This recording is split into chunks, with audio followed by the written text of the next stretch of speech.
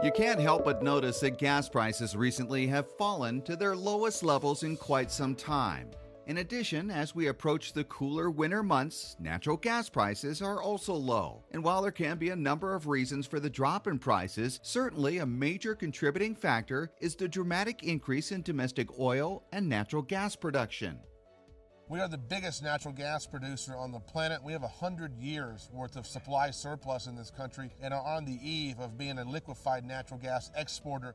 The bigger story, I think, is we're now going to be, in 2015, the biggest oil producer ahead of Saudi Arabia. And the dramatic increase in oil and natural gas production has led to an economic boom in communities across the country, including Texas, Ohio, and North Dakota. I'm in Midland, Texas right now. Midland now has surpassed Greenwich, Connecticut as the wealthiest zip code in the United States. No one thought that was possible. Just back in the 80s, Midland was basically a desolate town that was almost broke because of the boom and bust. We go up to Williston, North Dakota, in the heart of the Bakken play, and they've got a $2 billion surplus in their coffers and unemployment rates under 2%. So these boom towns really are a bright spot in an overall kind of dull economy since 2008. And while a number of states have benefited from the surge in oil production, California is not one of them. Oil companies have a long history of pumping oil in California, but Chris says in recent years, taxes, regulations, and environmental concerns have made it tough for oil companies to drill in California.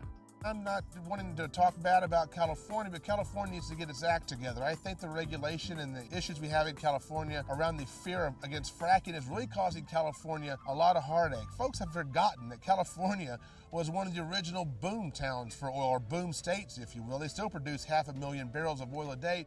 But I think one thing that Californians don't realize is in 1982, you guys only imported 5% of your oil from foreign sources. Today, that number is 50%. You're going in the wrong direction. We're reducing our dependence on foreign oil in all other parts of the country except California. That's why the gas prices are higher, and the economic conditions in California need help.